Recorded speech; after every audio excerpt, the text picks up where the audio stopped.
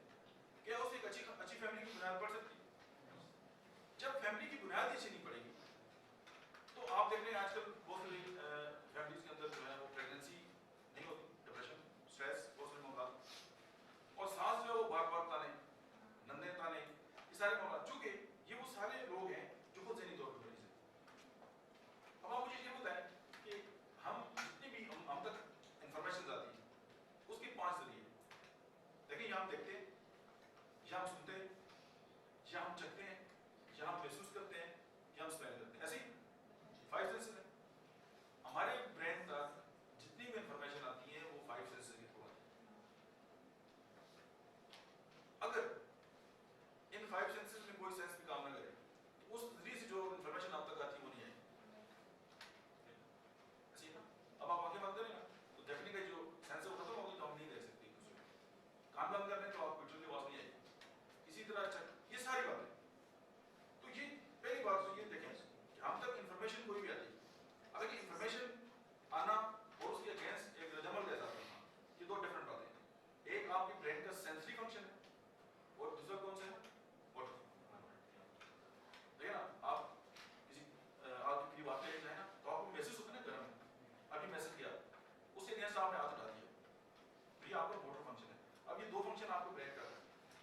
اب آپ ایک اور بات تھوڑا سا دیکھیں, میں آپ کے لیے اس کو بہت ایزی کرتا ہوں کہ آپ کی پوری باڈی کی جو چیز کنٹرول کرتی ہے وہ کیا ہے, دماغ. ٹھیک ہے, دماغ جو یہاں پہ ہے. اب اس کا اپنا دماغ ہے, دماغ کو کیسے کنٹرول کرتا ہے, مائنڈ, جس کو ہم ذہن کہتے ہیں. یعنی mind is the soft where of over brain. اب ہم میں یہ پوچھوں کہ مائنڈ کیا ہوتا ہے, تو آپ کے ذہن میں کیا ہے, واٹ از مائنڈ؟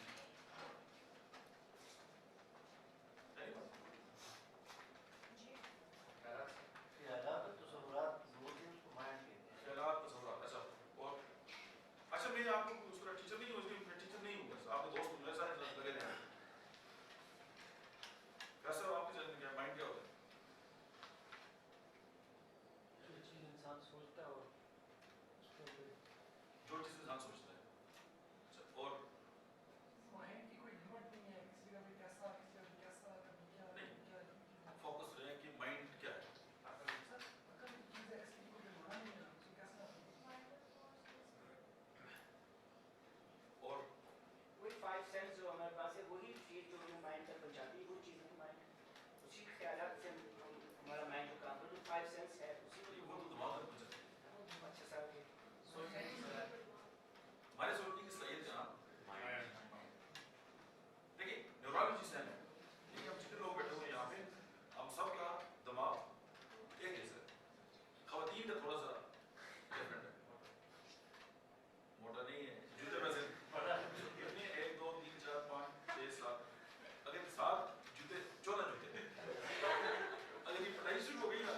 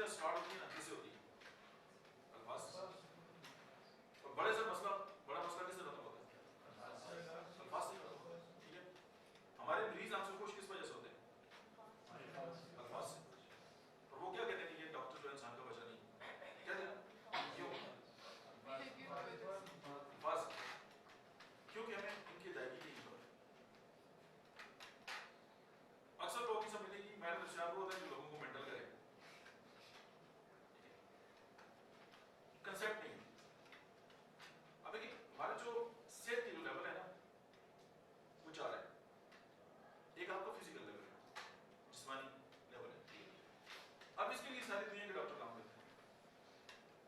لیکن دنیا میں آج تک جتنے ٹیسٹ بنے ہیں, جو بنیں گے, اس میں وہ آپ جسم کے ہوتے ہیں. ایکس رے کس کا ہوتا ہے؟ باڈی کا. یہ یورین کے جتنے ٹیسٹ ہیں, پیتھولوجی کے جتنے ٹیسٹ ہیں, باڈی کو ہے نا. Pathology the scientific study of disease. Disease کس کو ہوگی؟ باڈی کو. دنیا کے سارے ٹیسٹ, ساری میڈیسن